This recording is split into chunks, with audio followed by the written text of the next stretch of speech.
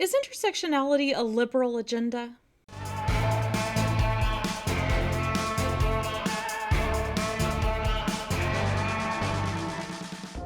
In this video, I'm going to introduce the concept of intersectionality and then talk about whether or not it's a liberal or conservative idea. There's been so much political discussion about it. Now, this video isn't going to have any research associated with it. I'm just summarizing information about a concept, intersectionality.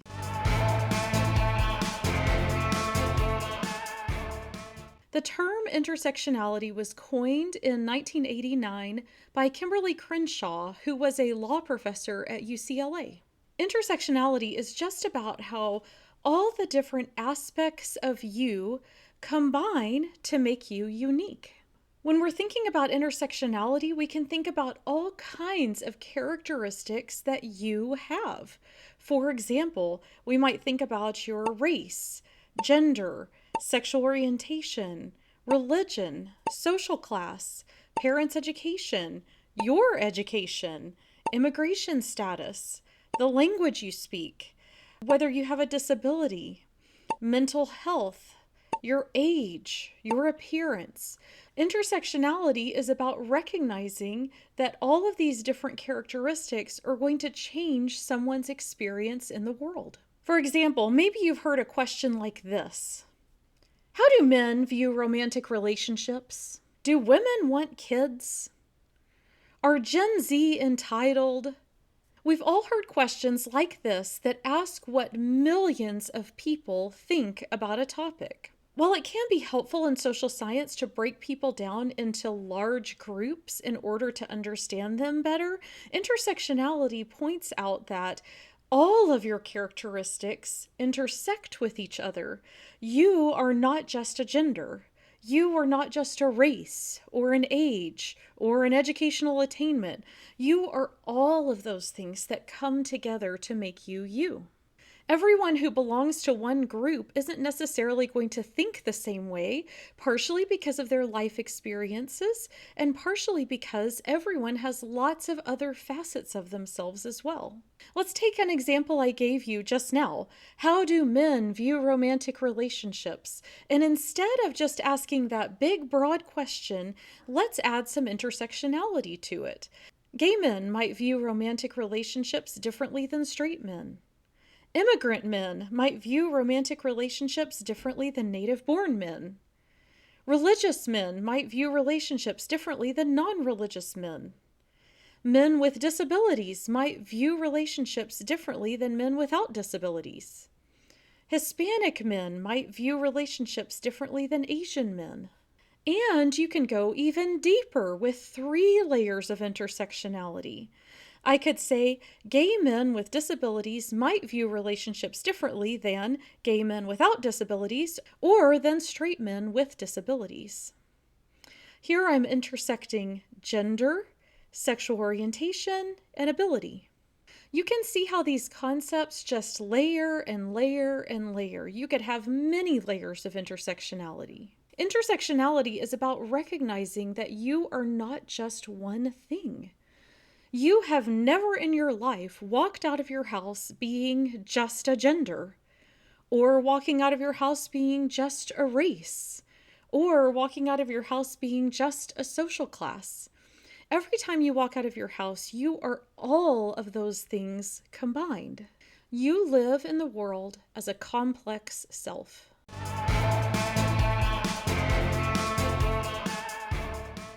Now, I've recently seen a lot of people freaking out about the concept of intersectionality and claiming that it's some kind of liberal agenda. For example, Parents Defending Education put out this tweet that says, this, quote, intersectional diversity flower was used to train educators in the North Shore School District. This article is titled, The Problem with Intersectional Feminism. And this article from The Week is titled, Liberals Are Drunk on a Political Poison Called Intersectionality. This is a surefire spur to division, dissension, and resentment. Every time I read articles like this, I get more and more confused. Intersectionality at its root is just saying everyone is different. We all have different characteristics, and that makes us unique. How is this a liberal agenda? You can definitely use the concept of intersectionality to promote liberal ideas. Of course, you can. But I don't think it necessarily means that you're saying something liberal. Literally, every conservative religious pastor who has ever uttered the words, "we're all unique," is halfway down the road to understanding intersectionality. Kimberly Crenshaw originally used the concept of intersectionality to point out problems with workplace discrimination, which I think may be why people assume that the concept is automatically liberal somehow. Crenshaw wrote about General Motors, who discriminated against black women. They were willing to hire black men as factory workers, and they were willing to hire white women as secretaries, but General Motors almost never hired black women. When black women formed a lawsuit against General Motors for discrimination, in court, their court case was only viewed through the lens of either gender or race, but not both. The court found that General Motors could not be racist because, after all, they had hired black men as factory workers. And the court found that General Motors could not be sexist because, after all, they had hired women as secretaries. But that wasn't really what was happening. General Motors was only refusing to hire black women. Crenshaw argues that the black women who applied for jobs at General Motors and were denied were experiencing intersectional discrimination. They were experiencing discrimination on the basis of two of their characteristics, not just one alone. I guess if you consider it liberal to acknowledge that General Motors discriminated, then yes, I guess you could say it's a liberal concept. But I think most of the conservatives that I know would agree that General Motors should have been held accountable for not being willing to hire black women and that the discrimination was real. Interestingly, some people assume that the concept of intersectionality is associated with feminism, and that's why they assume that intersectionality is a liberal concept. The thing I find strange about that is that in the 1990s, feminists were attacked by intersectionality theorists. What was going on was that a lot of the feminists in the 1990s were white, straight, cisgender, middle class or rich women who weren't immigrants, who did not have disabilities. They didn't have a lot of these factors and characteristics in their lives that would have made them sympathetic to other groups besides themselves. In the 1990s, intersectionality theorists ended up attacking feminists and saying, "Hey, I get that you're trying to help out women here, but you're being blind to all the other women who aren't like you." Some people claim today that feminism has taken what intersectionality theorists said to heart and have tried to create a more intersectional feminism. Others claim that feminism still has this problem.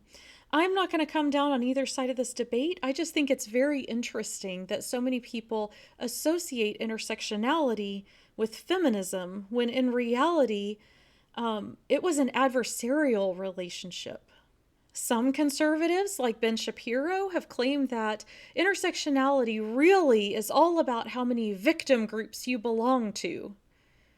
Yeah, I've got to say, Ben Shapiro has not read any real research on intersectionality, or he would know that that's not true. There is nothing about intersectionality theory that says that certain groups are to be elevated above others. It's just a basic description of people. It's not really a value judgment about certain people being better than others. Andrew Sullivan has claimed that intersectionality is a new religion on college campuses. I mean, I guess if he wants to call it a religion, but that's not how anybody I know defines religion. Sullivan claims that intersectionality is all about how some identity groups have power over others by being more victimized. Again, I'm really skeptical that Sullivan has actually heard any real intersectionality researchers talk. He's just demonizing an idea he doesn't know anything about. Sullivan seems to assume that anytime you're talking about intersectionality, you're talking about privilege. But that's just not true. You can talk about those two things together, but not necessarily. Intersectionality is just about how we're all unique. It's not necessarily discussing privileges and disadvantages, although it can be. Real intersectionality researchers will almost always acknowledge that everyone has a mix of privileges and disadvantages. That's normal. Maybe you're white, but you grew up poor. Maybe you grew up poor, but you had very well educated parents.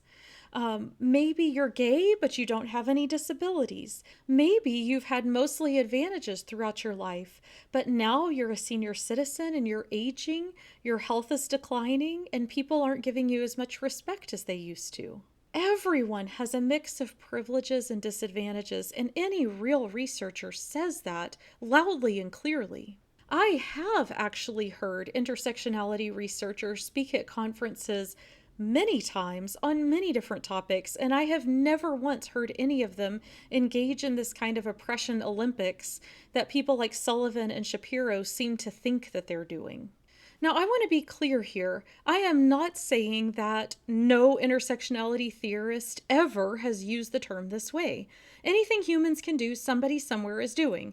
Because it is possible for people to be intersectionality theorists and also to use the term in this way, some kind of oppression Olympics, then yeah, probably somebody is. But that isn't the normal way that intersectionality theorists talk about intersectionality. People like Sullivan and Shapiro create an imaginary intersectionality researcher in their own heads, and then they attack that imaginary researcher for doing things that offend them. But it's all in their own heads.